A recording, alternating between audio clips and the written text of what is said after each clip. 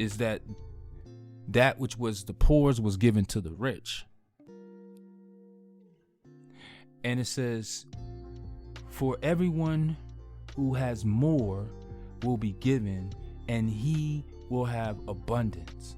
So again, the rich, because he has more than the middle class man. He had more than the guy who had double two. Right? And he will have abundance. So abundance belonged to the man who was able to double 5. But the joy of the Lord still belongs to the man in the middle man, the middle class. He still gets the joy. But abundance belonged to the man who was able to multiply 5. That's the only difference. But from him who does not have, even what he has will be taken. So, for him who does not have talent, the talent to double his money. He's talking about the guy, the one of the 3 that does not have the talent of doubling their money. Who practice the talent of savings. Who look at the wealthy in envy. Why is Trump getting these tax breaks? Why is this dude? Why is... They playing the game. And we think they losing, but they really winning. Because they know that it's about the generational wealth. He's lived his life. He's lived a great life. He's owned, land masses. He's given it to his children. His first arms deal as president of the United States was $100 billion, and 10% went to his daughter's nonprofit. His daughter nonprofit. Everybody talking about how he looks dancing with the Saudis with the sword. His family's in the background dancing because they have a parent who knows how to be profitable and stand pretty firm to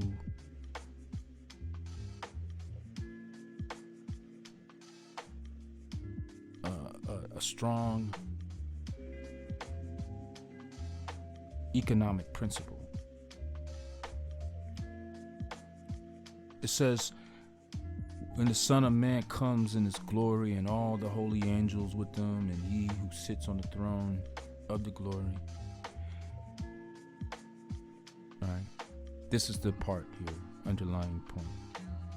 All the nations will be gathered before him, and he will separate them one from another, as a shepherd divides the sheep from the goats. And he will set the sheep on his right, but the goats on the left. So we know this in this kingdom, we have the Democrats and the Republicans. And when you think about a businessman, when you're thinking about the profiteers, you already know you're thinking about the right. Right? You're thinking about the Republicans.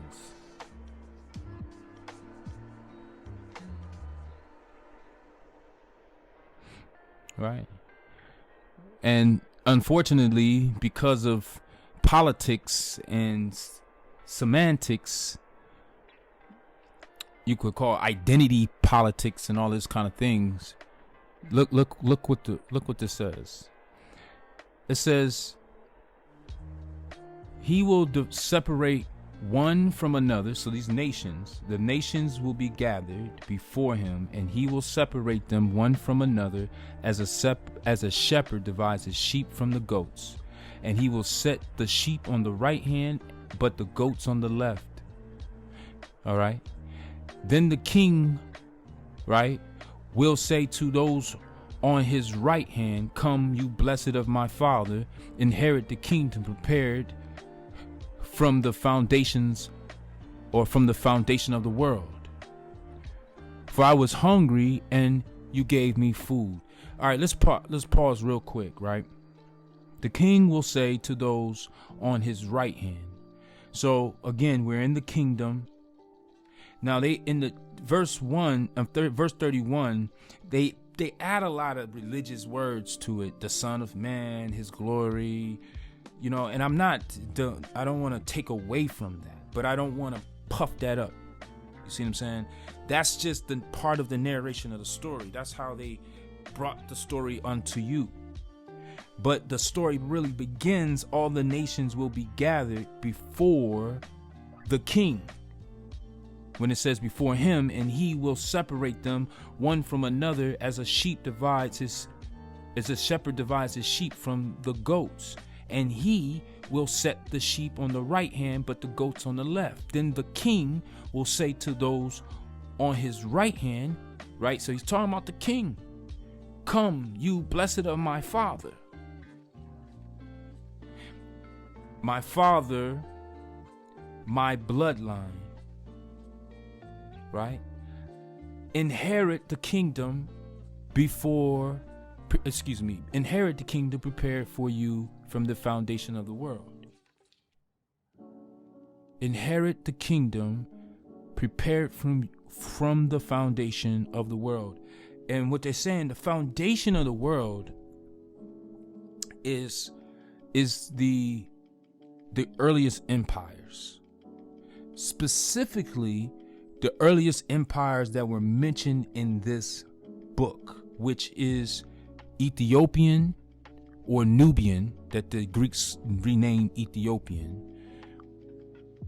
It's the Nubian kingdom of Cush, the Cushite kingdom of Nubia, and the Assyrian kingdoms. If you look at the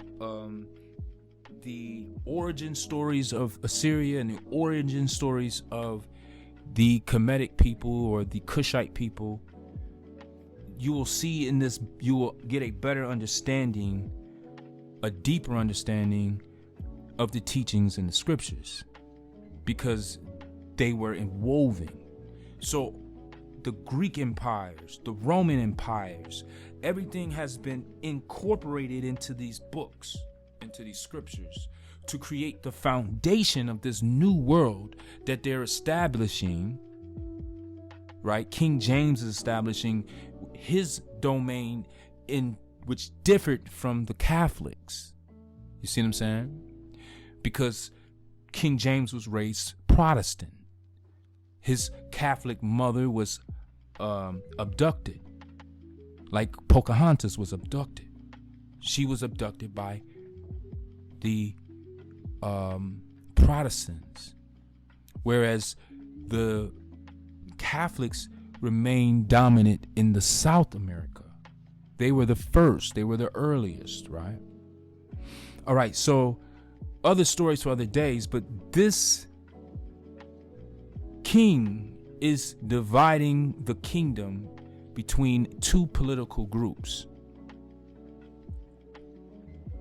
All right, and these one political group, right, is inheriting this kingdom, whereas another group, being called as the goats, are on the left. They're going to be judged differently than those who are on the right.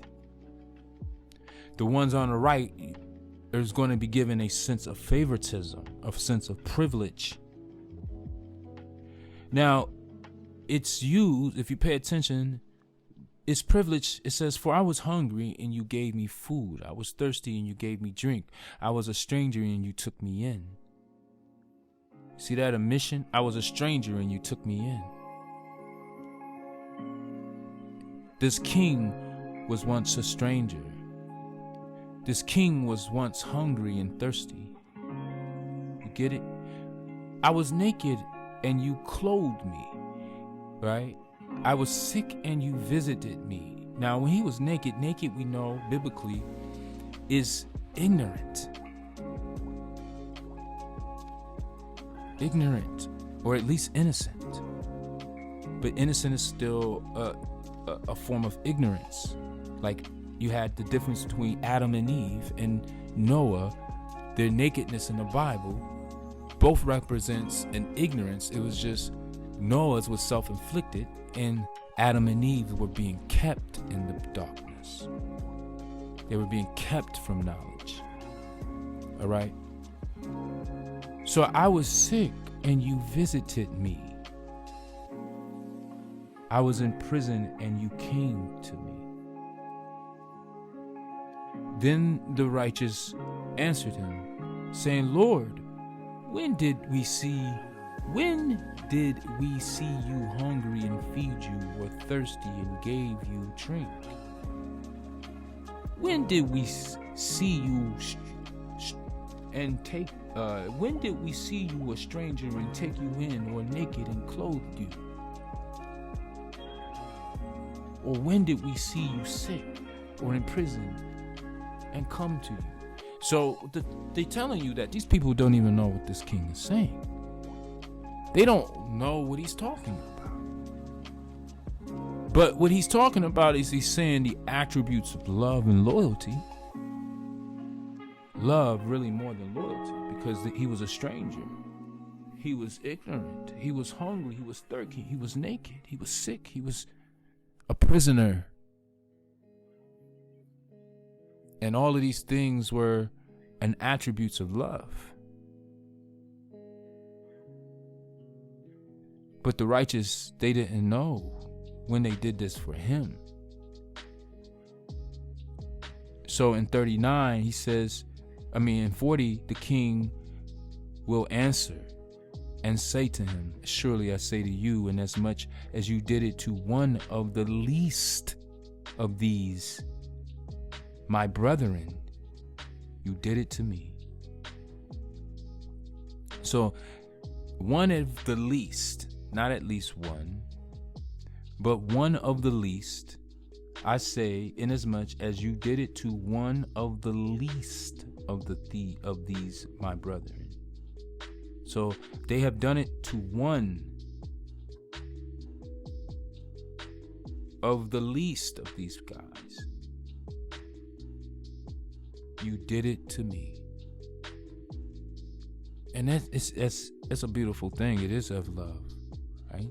Not saying that anything negative to that, but I'm just saying that they were judged according to this. They didn't know, but if they have done it for one of the least of those, my brethren, you did it to me.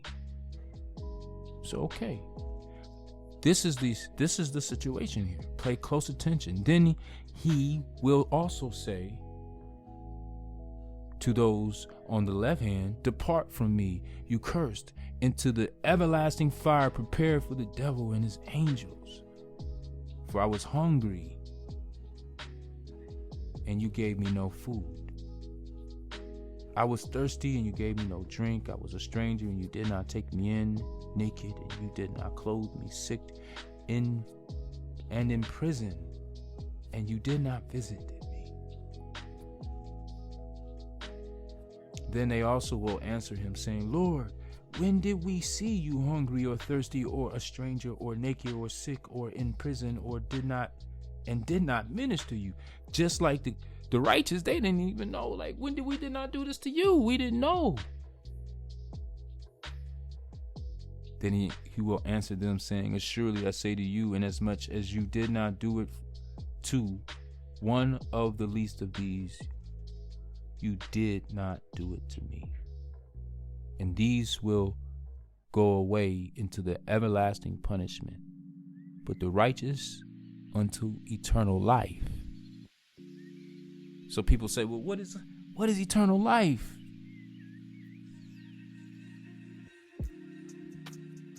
Christ is telling us about eternal life, meaning like when we are in this kingdom, don't only focus on the prophets, right? Because number one, you don't know when the Spirit of Christ is among you. It could be a friend in need. And the opportunity may need to be presented itself in your life at some point. And if you turn down that opportunity,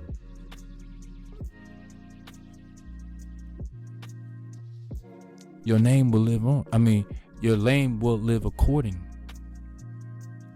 And you and those who will, or what I'm saying is those who do and those who don't will be separated by that king. But the king, we know, is internal. It's an eternal life. It's a spirit. The spirit of prophecy. So, we got to conclude, this segment. But I just wanted to give a little bit of insight of really the essence of, these two things go hand in hand. The profitable servant. And you can spell profit however you want. But there's a lot of people that's like, well, money is the root to evil. It makes us feel ashamed to commune around money outside of particular institutions, which are designed to limit our access to money. To control and limit our access to money, it taxes us. It's not assets, they're liabilities. So anything that's taking money out of your life is a liability. Anything that's putting money into your life, producing money into your life, that's an asset. So when we look into our lives and we see if we don't have any assets, anything that's income producing, that's the equation that we need to solve.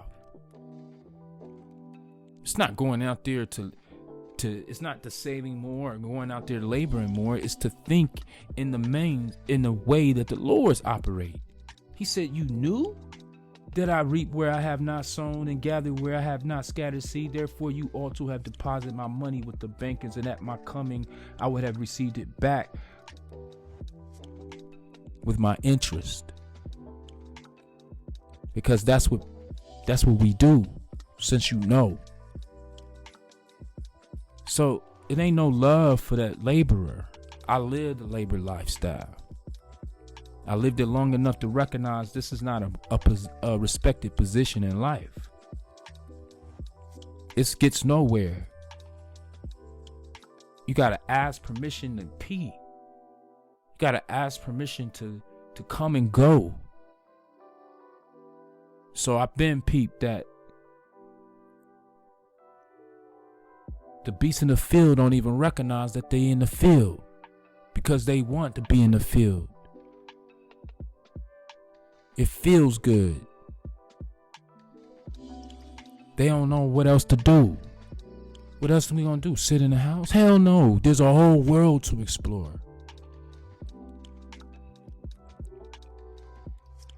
It's a whole world. It's a whole life to live.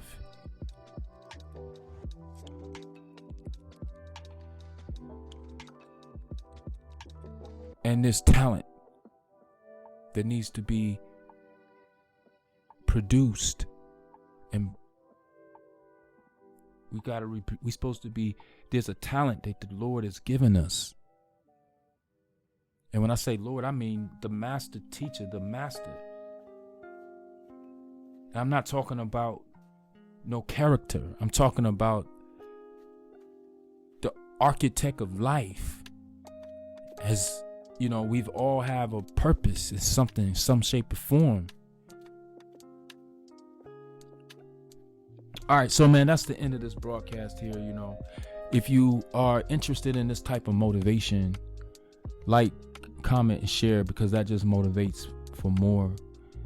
Black Swan Radio is my channel. It's focused on scholarship. It's broken down into economics and education. Right? You can't have one without the other. So this is what I deal with, and a lot of it, I take these prophets, these these words in the scriptures that have been institutionalized and have been used to indoctrinate us, those same words can be flipped around and used to empower us. You see what I'm saying? There is all a spell to confuse. They confused the language so that we didn't understand each other's speech. All right. So we 10 minutes from our full hour. I'm gonna close out with this short, quick story about unity, and it's gonna illustrate to you how we have been lied to by those who've taught us the doctrines. We were told that, our people was rebellious and all of this kind of different, disobedient to God and all this kind of stuff. But these stories is not about that. It's about the clashing of different two kingdoms. But the kingdoms, those masters, those warlords, what they did is they turned it into the stories. They changed the languages they changed the story so that you really wouldn't understand. And then they tell you with it. They got to tell you the truth. It's up to you to read and understand it. But now the whole earth had one language and one speech, and it came to pass as they journeyed from the east that they found a plain in the land of Shinar, and they dwelt there. Then they said to one another, "Come, let us make brick and bake them thoroughly." They had brick from stone. They had asphalt for mortar. Some people say slime. And they said, "Come, let us build ourselves a city and a tower whose top is in the heavens.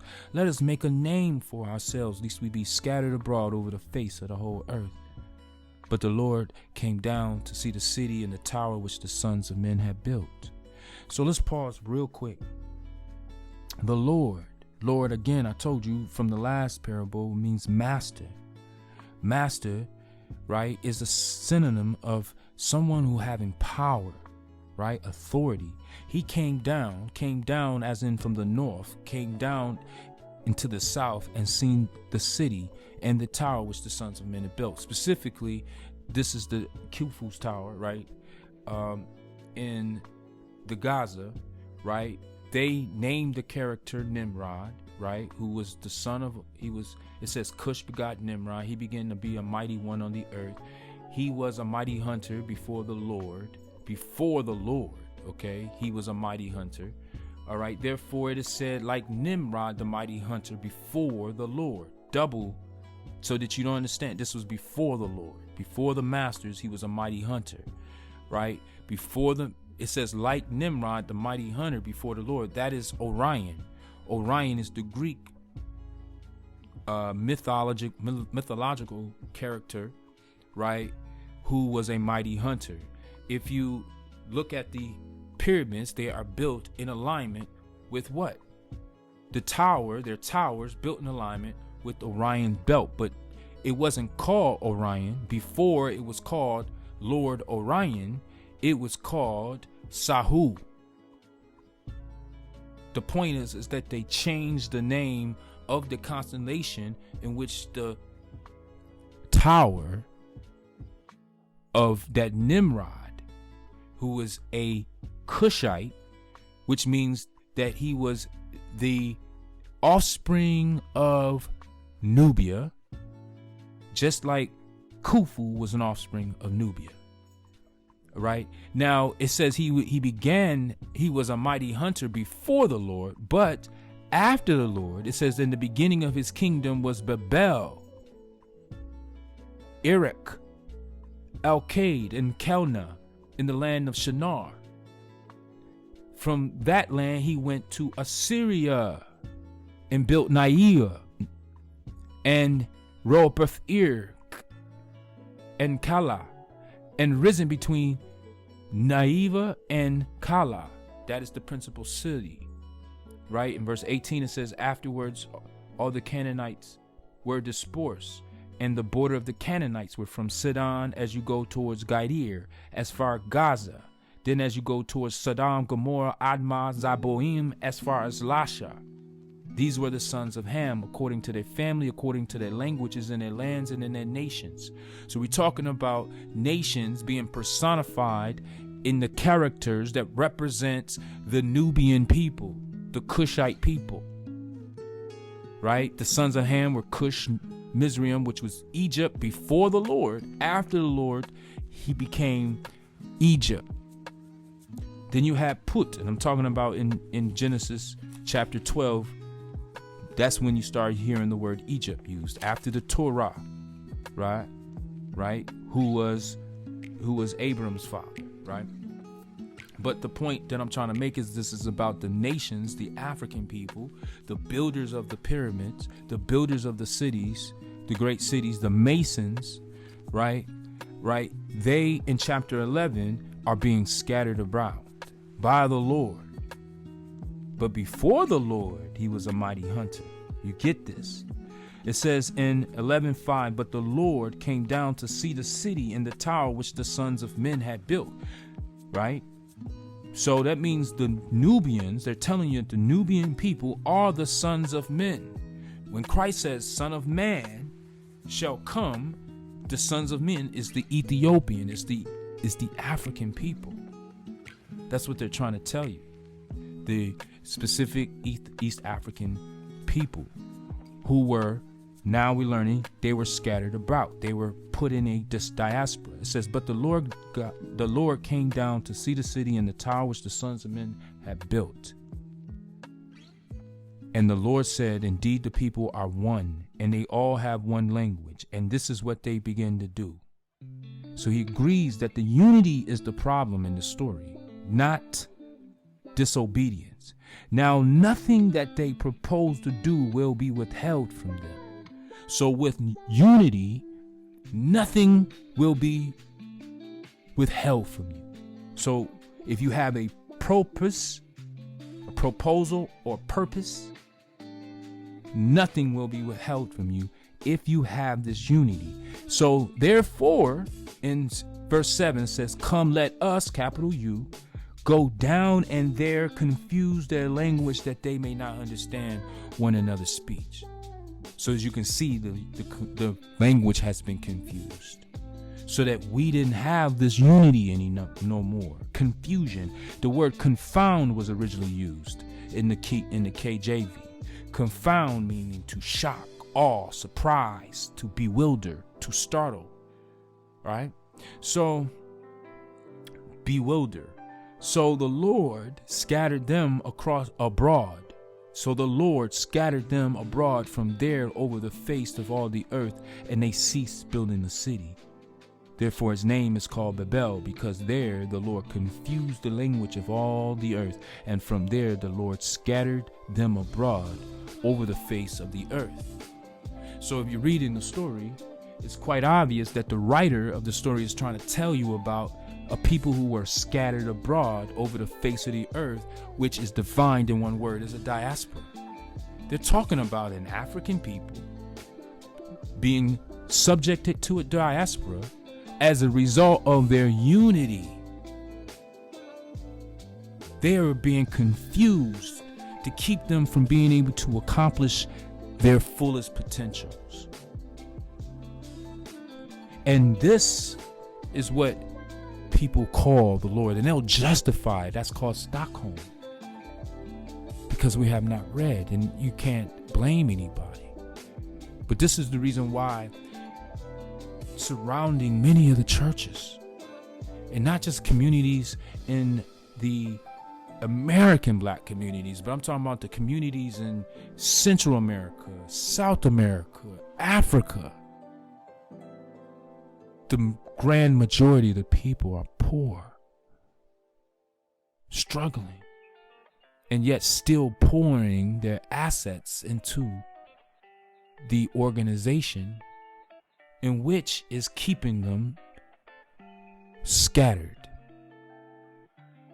So that's the message of the day. We need to organize, because nothing that we propose to do will be withheld from us when we all begin to speak the same language, right? So that's the message of the day.